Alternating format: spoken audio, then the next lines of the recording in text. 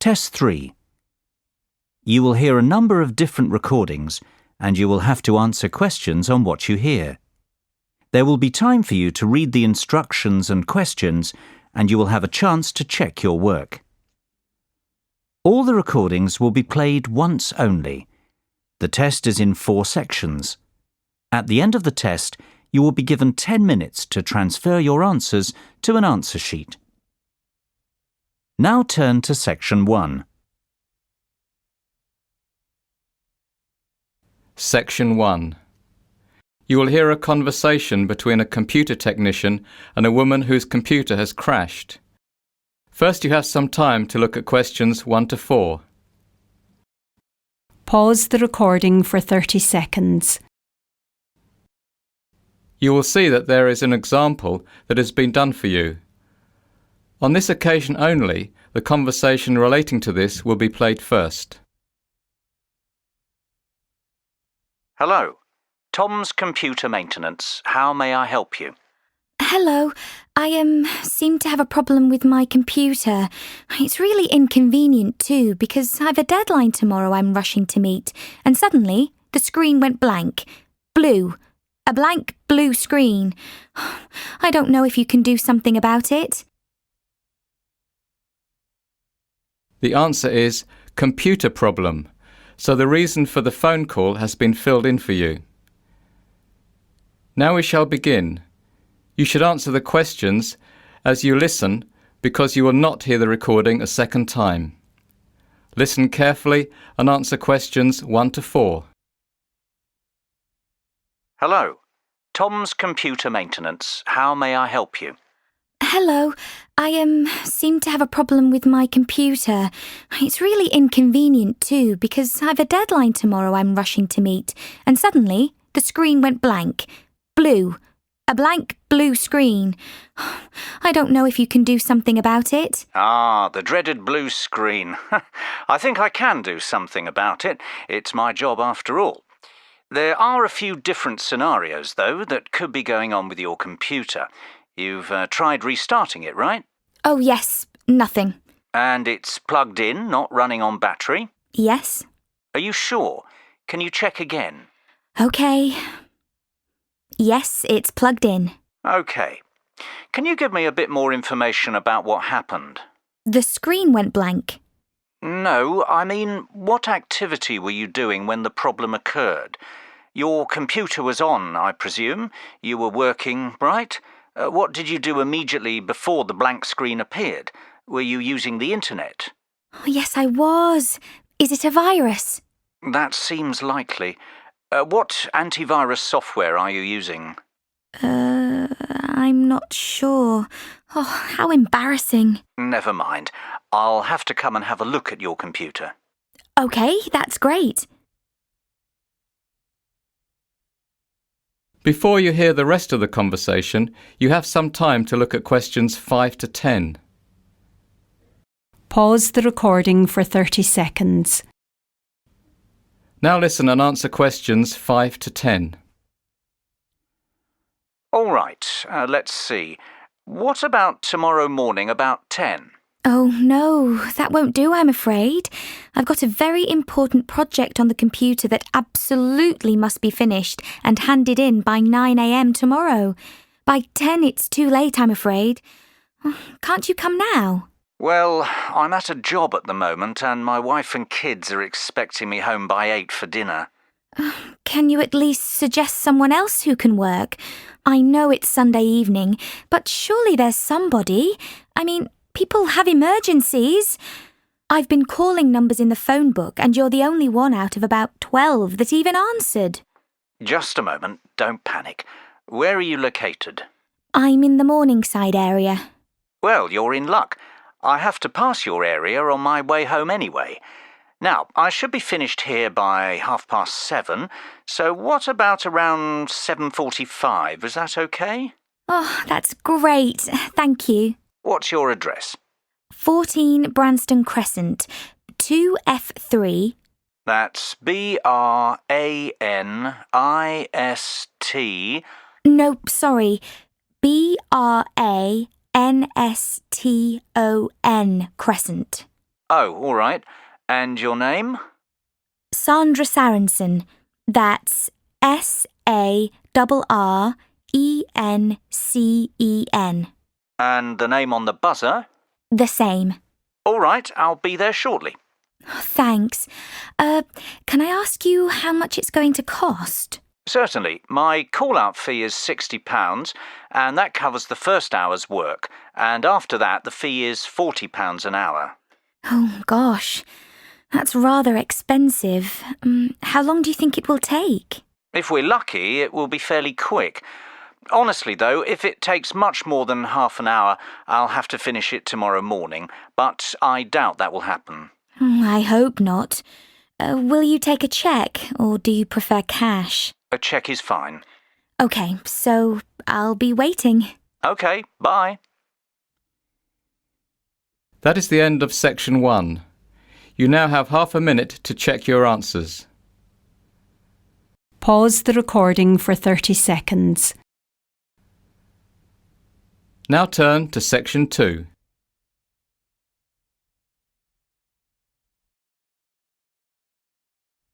Section 2. You will now listen to a talk by the Water Project Manager of a charity called Charity Water. First, you have some time to look at questions 11 to 17. Pause the recording for 30 seconds. Now listen carefully and answer questions 11 to 17.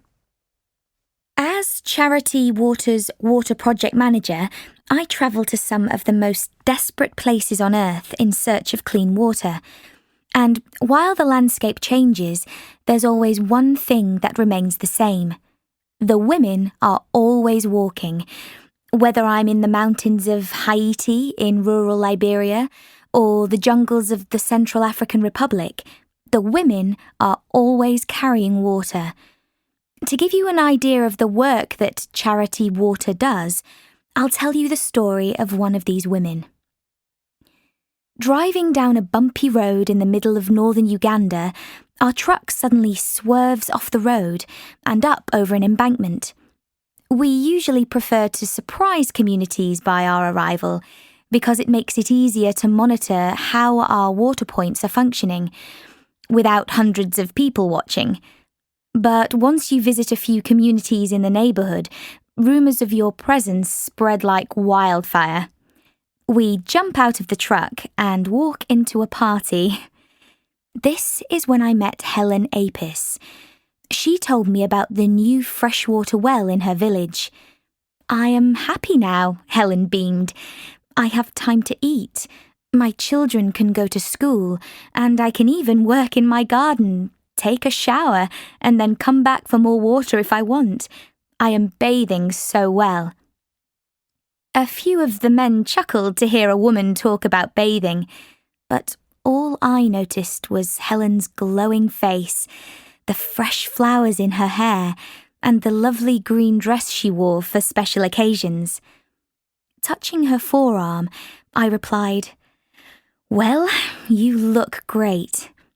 "Yes," she paused, placing both hands on my shoulders and smiling. She said, "Now I am beautiful." That really hit me. My job is to focus on sustainable development, health, hygiene, and sanitation to make sure Charity Water's projects are working in 20 years. But nowhere on any of my surveys or evaluations was a place to write, "Today, we made someone feel beautiful." Before you hear the rest of the talk, you will have some time to look at questions 18 to 20. Pause the recording for 30 seconds. Now listen carefully and answer questions 18 to 20. Before she had clean water, Helen would wake up before dawn, take her only 2 5-gallon jerry cans and walk almost 1.5 miles to the nearest water point, which happened to be at a school. Because there simply wasn't enough water for the area's population, She'd wait in line with hundreds of other women who also valued clean water. Helen's only other option was to skip the wait and collect contaminated water from a pond. Helen spent most of her day walking and waiting. She told me each day she'd say to herself, "How should I use this water today? Should I water my garden so we can grow food? Should I wash my children's uniforms? Should I use it to cook a meal? Should we drink this water?" With 2 children, 1 husband, and 10 gallons, Helen had to make choices. I saw the shame in her eyes when she described how she would return from her long trek to find her 2 young children waiting for her. They were often sent home from school because their uniforms were dirty. With the new well in her village, her life was transformed. She now had choices, free time, options. Also, Helen had been chosen to be the Water Committee treasurer, collecting nominal fees from 51 households to use for the maintenance of their well. Water committees are often the first time women are ever elected to leadership positions in villages. Last month, Helen was standing in line waiting for water. This month, she's standing up for her community. And now, she is beautiful. That is the end of section 2. You now have half a minute to check your answers. Pause the recording for 30 seconds. Now turn to section 3.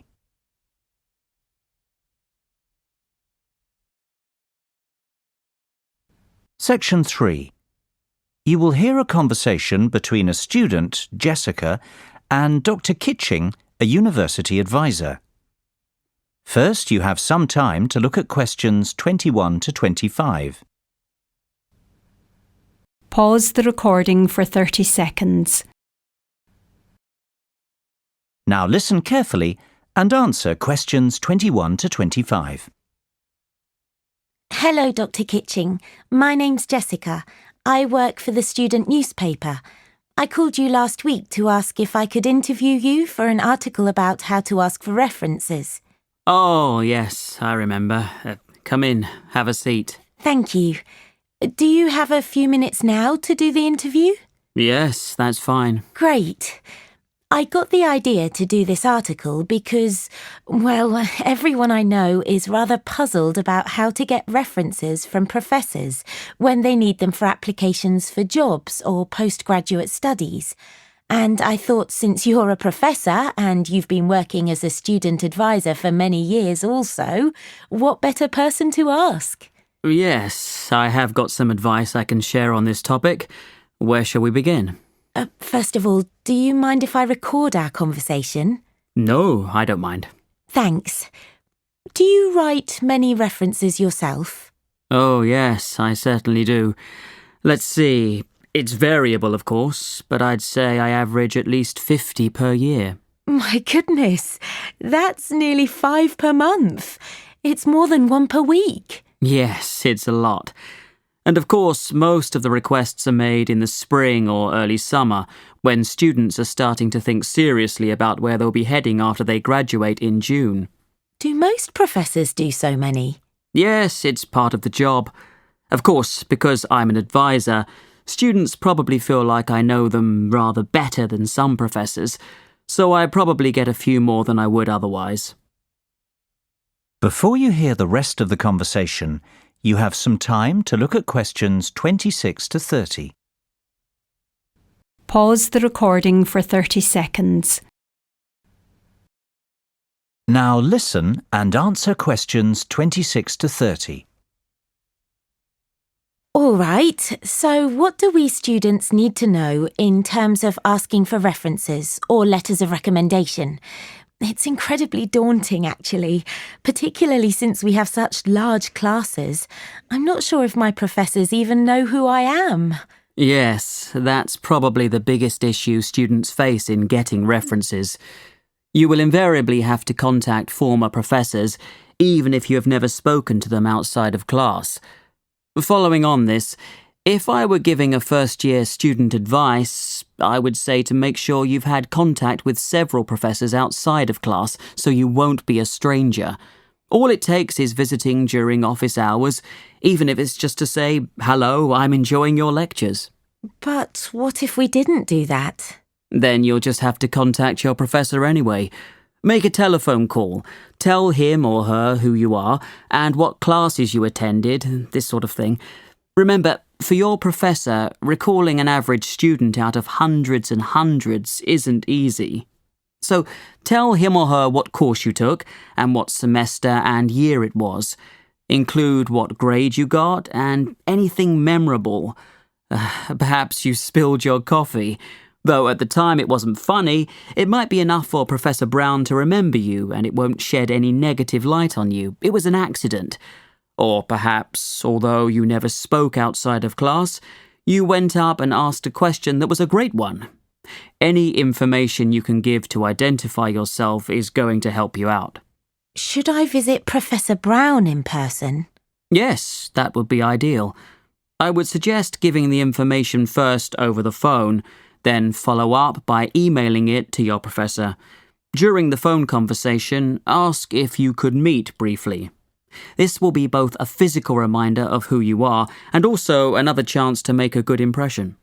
Isn't it very difficult to write references for all these students you've never spoken to or really even met? Yes. For example, I was recently called by a student from 20 years ago. He lived in another country. I really didn't recall him.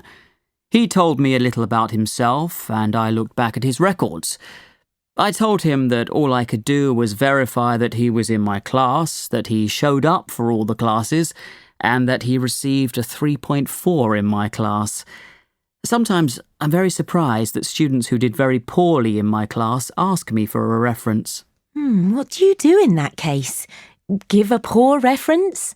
I, like most professors I know, never say anything negative about the student. However, it is what is unsaid that can say it all. So you really want to make sure you're remembered in a positive way and have left a good impression. OK, thanks very much for all this information. The story should come out in our next printing, so if you're interested, I'll drop one copy over to you. I'll be looking forward to seeing it. That is the end of section 3. You now have half a minute to check your answers. Pause the recording for 30 seconds. Now turn to section 4.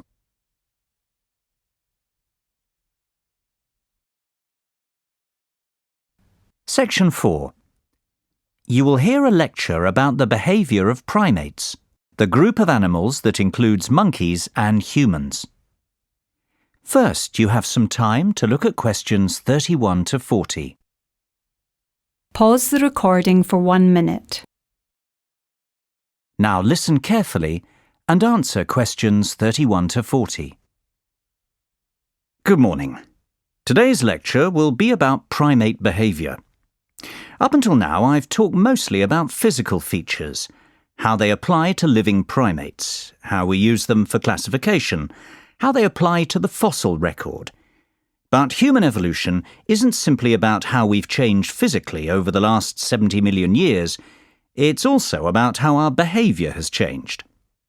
Now, if I asked you to define what is meant by the term human, you could probably, hopefully, give me a list of characteristics that physically define us.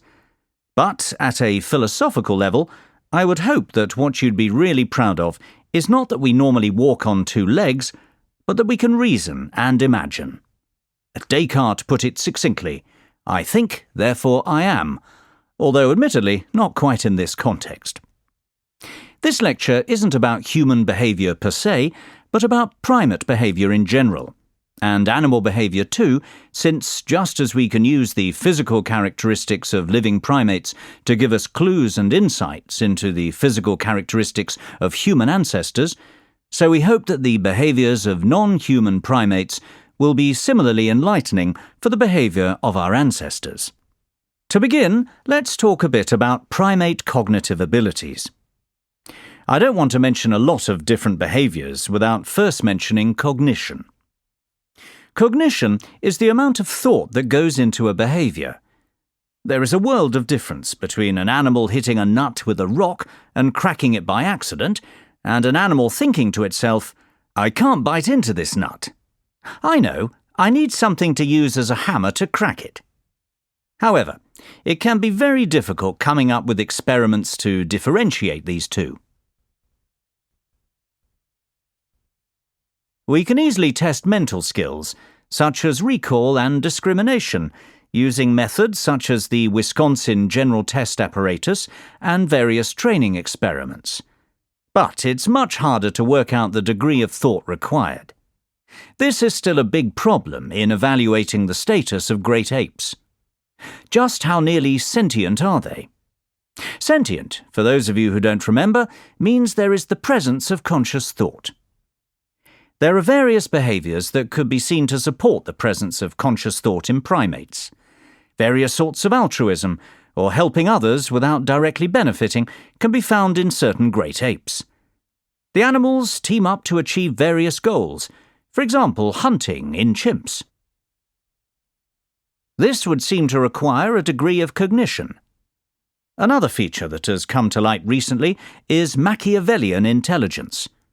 Work, especially with baboons, seems to indicate that there is a lot of deliberate social deception going on, sneaky mating, passing the blame on to others, using infants for defence.